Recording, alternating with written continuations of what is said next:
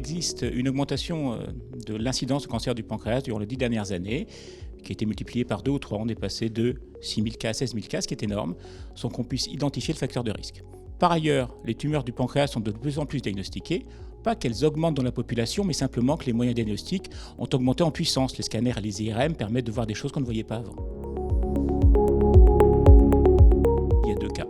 Le premier cas correspond à des symptômes évocateurs de cancer, qui sont les douleurs abdominales au niveau épigastrique ou même au niveau de l'hypocondre gauche, au niveau de la rate, puisqu'à ce niveau-là, il y a la queue du pancréas. Et puis il y a d'autres signes plus spécifiques qui sont l'ictère, c'est-à-dire la jaunisse, lorsque la tumeur du pancréas appuie sur les voies biliaires.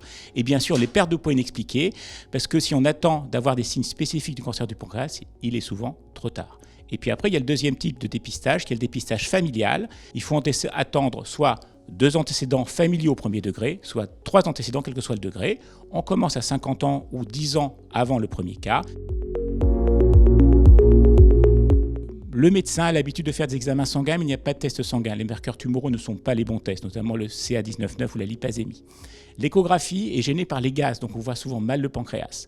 Il faut faire soit des scanners en dépistage, soit un IRM, en précisant bien scanner ou IRM du pancréas, parce que les temps d'acquisition et les modalités d'injection sont différents. Si on fait un scanner abdominal simple, ce n'est pas bon.